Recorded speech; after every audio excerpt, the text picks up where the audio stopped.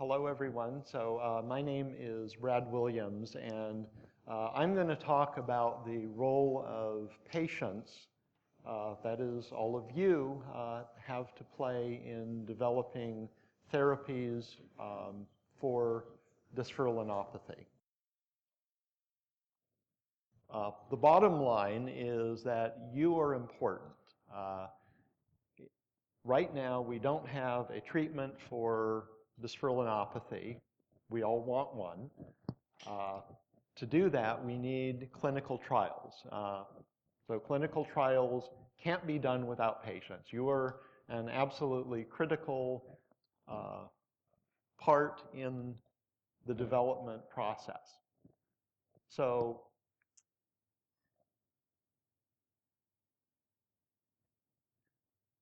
many of you have participated in several clinical studies. Some of you have, been in the cost study, in other studies.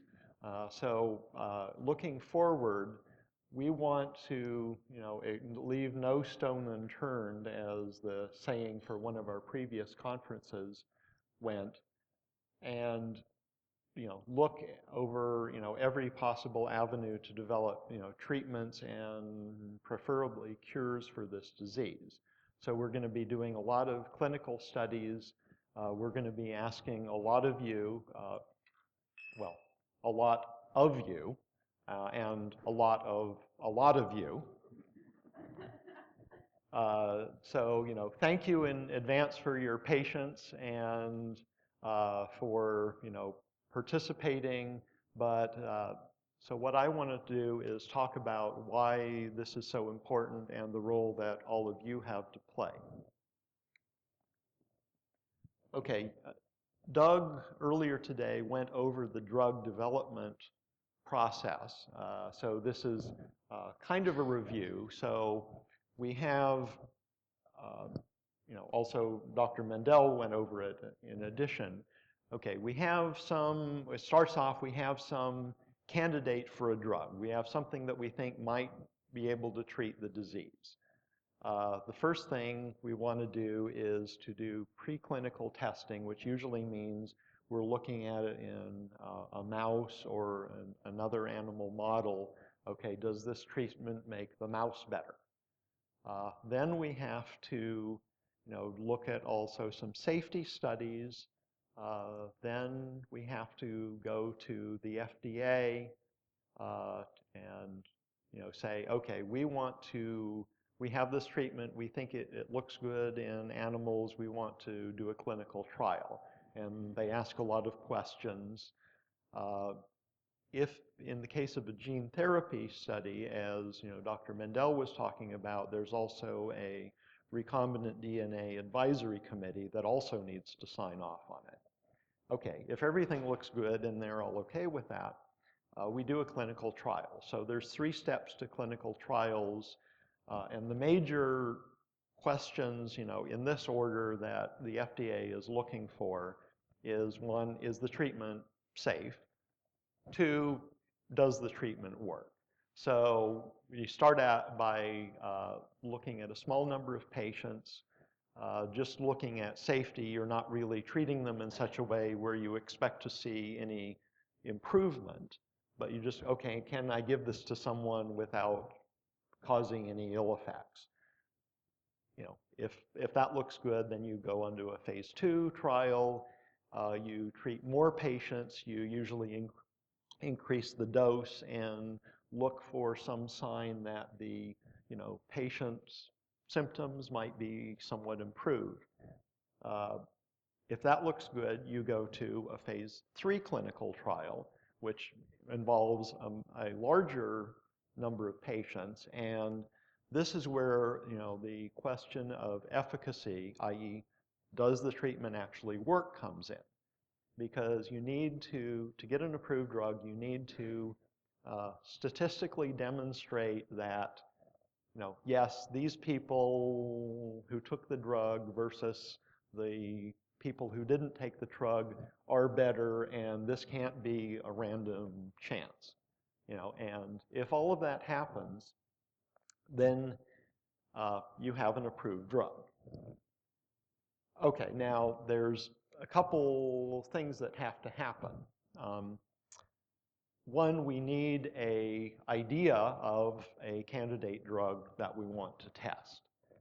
Okay, if the candidate looks promising and we are going forward to clinical trials, there are several things that we need. We need you all. We need patients. Nobody has ever done a clinical trial without patients.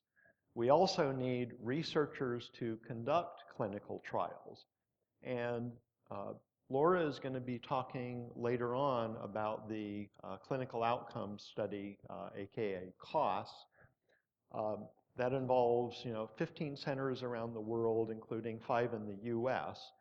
And one thing that is doing, in addition to learning about the disease in a large number of patients, is to train a bunch of researchers, clinical researchers, to be familiar with the disease. So for them, it's kind of like a dress rehearsal of a clinical trial.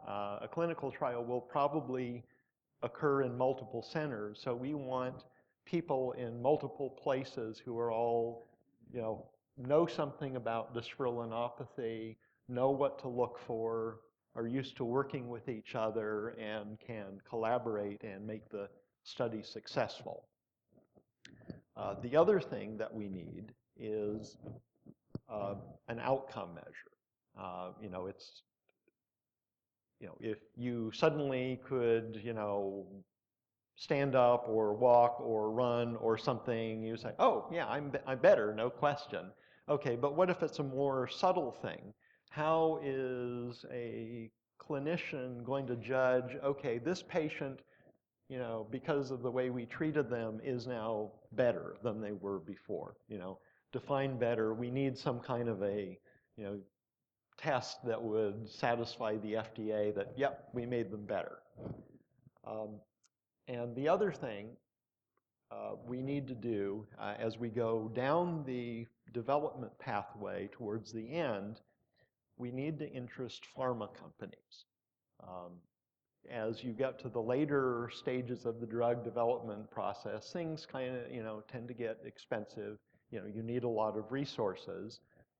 Also, the Jain Foundation, if a drug is developed, we probably aren't going to be manufacturing it and selling it ourselves. There's going to be some pharma company that's going to, do the commercialization aspect. So we need to get them interested.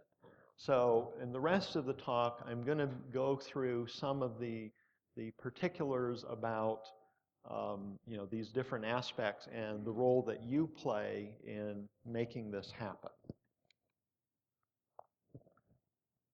Okay, so first, what are the different treatments out there? Some of this Dr. Mendel talked about earlier today. Okay, one way of categorizing treatments is, okay, who can you treat? And there are different classes of this. A lot of times in the Facebook LGMD group, we get questions about, oh, there was some study that looked like some treatments promising in muscular dystrophy. Does this apply to us? Well, the answer is sometimes it does, sometimes it doesn't. Okay, so you can have a treatment that maybe can treat a wide variety of muscle diseases, for example, the myostatin inhibitors that Dr. Mendel talked about. It doesn't matter that you have LGMD, it doesn't matter that you have dysferlinopathy. If you've got a muscle problem, just encouraging your muscles to grow more can, maybe, outweigh the damage. Or you can have a treatment that works in various types of muscular dystrophy that but it's not specific. Okay, an example of that is steroids like prednisone. Now, of course, we know that it really doesn't work in dysferlinopathy, but we know that it works in Duchenne muscular dystrophy.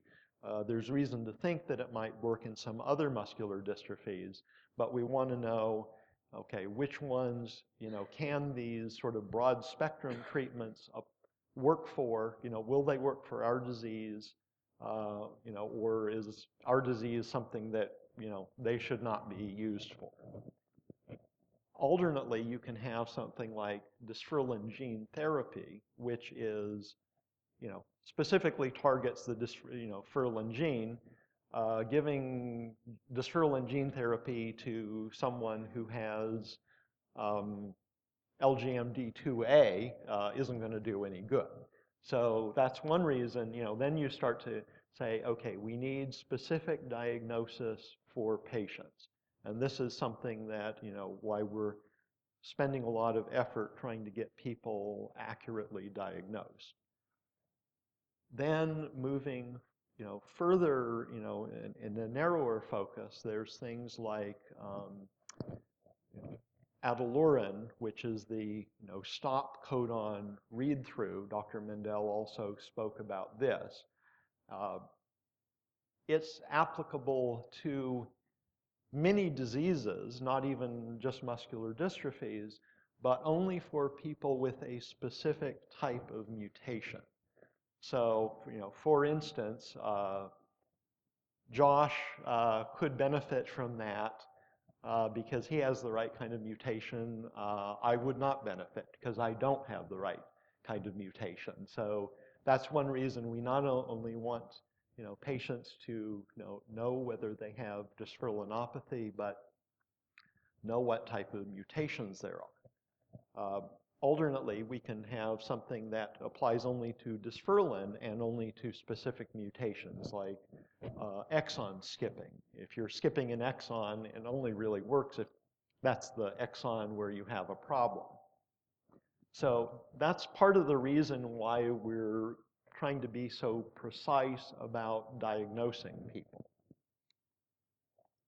Another way of categorizing treatments is by, what type of drug they are. Okay, one, and Doug got into this earlier today. There's a repurposed drugs. It's something that is already on the market. It's already gone through the entire development pathway that I showed earlier, but it went through it for a different disease. We know that people can take it. We don't know whether it can be used for dysferlinopathy, but if it can, and we can get a drug quickly and without doing all of this legwork, great, we'll take it. Now, for new drugs that are specifically developed for, for indications like LGMDs or dysferlinopathy in particular, they can be categorized a couple different ways. There's what's called small molecules, which really means it's a chemical. So something like, ibuprofen would be an, over-the-counter small molecule drug. So versus something that's a protein. So like insulin is a protein, so that would be considered a biologic drug. Then there's gene therapies, which is what Dr. Mendel was talking about earlier today.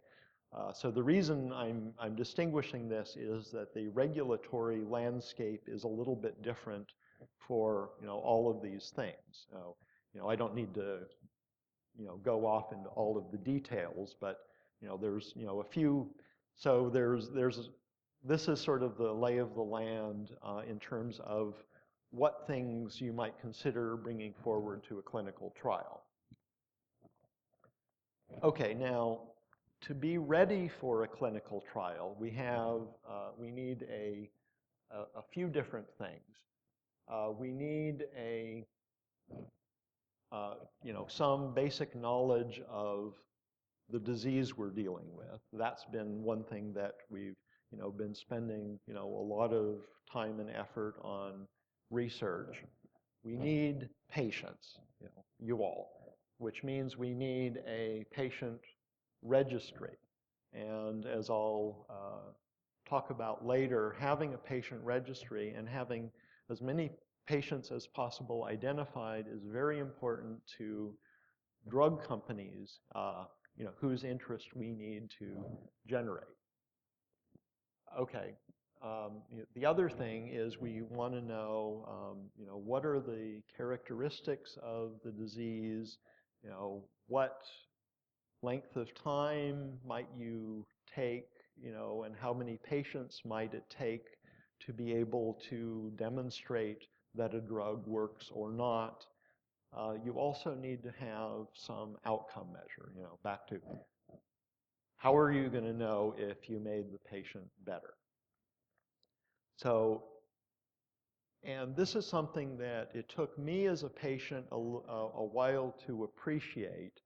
A successful versus an unsuccessful clinical trial, I had, thought, oh, well, a successful clinical trial finds that something works and can treat the disease, and an unsuccessful one, finds that it didn't work. That's actually not the case. Whether it works or not doesn't determine whether the clinical trial has been successful. The job of a clinical trial is to answer the question, does this work or not? If the answer is yes, great. If the answer is no, well, at least you have an answer. You can drop that pursuit and look at something else. An unsuccessful clinical trial is when you aren't able to answer the question, well, we think it might work, but we weren't actually able to demonstrate that, okay, that's what we want to avoid. So the more, advanced planning and understanding of the disease, and this is where the clinical outcome study comes in, the better prepared we will be for having, when we start doing clinical trials, for having them be successful. Okay, so to be ready for clinical trials, this is our checklist. Okay, the first thing, we need to know the cause of the disease. Okay, we know that was discovered in '98. It's the dysferlin gene. If you have mutations in that, you have dysferlinopathy. Okay, the second one is a slightly different question. Okay, we know that not having dysferlin is the problem, but why exactly does it cause the symptoms that it does? And might there be what the pharma industry calls a druggable target to prevent whatever the pathologic process that happens in our muscles due to not having dysferlin? Now, we know that dysferlin is involved in membrane repair. It's starting to look like,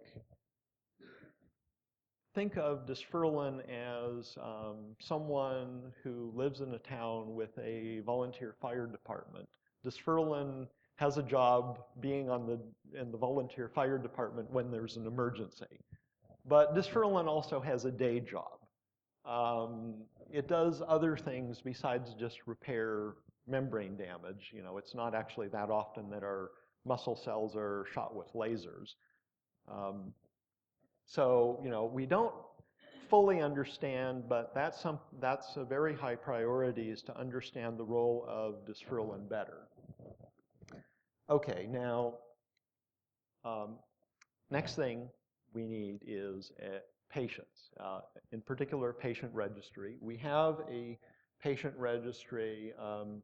The approximate numbers are we have about 200 people in the registry in the Jain Foundation registry in the US and about 500 worldwide. There's also what's called the IDR, International Dysferlinopathy Registry, associated with the cost study.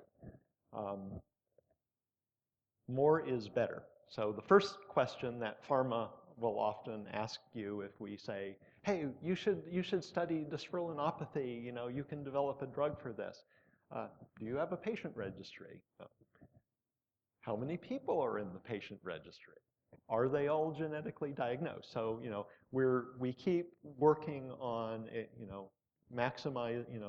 increasing the number of people. So, one thing that all of you can do is to encourage other people who have muscular dystrophy but not a specific diagnosis to get one. Okay, so then, the other thing,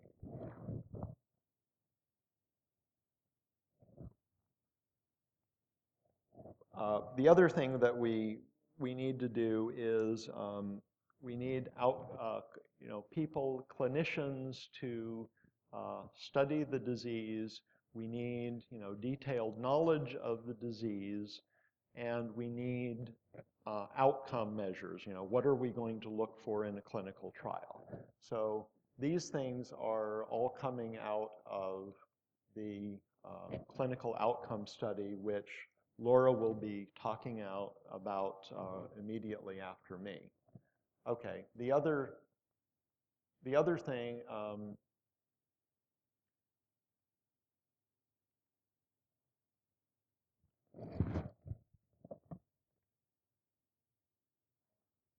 okay, yes, okay, so yes, identify biomarkers. Some of you are involved in COS. A number of others of you have had your blood drawn to look for different biomarkers. How can we measure the progress of the disease? And so that's something that we're still doing, but thank you for participating in that. Okay, so now we come to the third topic, which is how do we interest a drug company in getting involved in this disease? Okay, we were fortunate fairly recently that an executive from a pharma company actually shared with us his company's checklist of how they rate diseases and what things they might be most interested in working on. I'm not going to reproduce the exact checklist, but I'll sort of summarize it. Okay, some of the things, they sort of go into three different categories. One is just the characteristics of the disease. How many patients are there? What is the age of onset? What is the progression of symptoms? Now, these are things, dysferlinopathy is what it is. We're not going to change it. But we want to at least have accurate information to give to people. Okay, this is what we think the incidence is. As Dr. Wicklund says, we don't really have as good numbers as we would like. It turns out that it is at least 100 times more common than my neurologist who diagnosed me thought it was 20 some years ago. But we want accurate information, and your participation in clinical studies and in the registry can provide that. The next thing is how well known is the disease?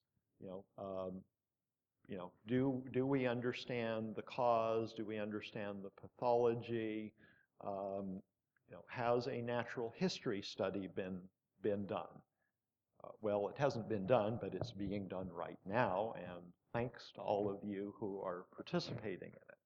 So, that's a lot of this is, to address, things that really need to, happen, both to conduct clinical trials and to get pharma interested, because, they know what it takes to do a clinical trial. Drug development is what they do.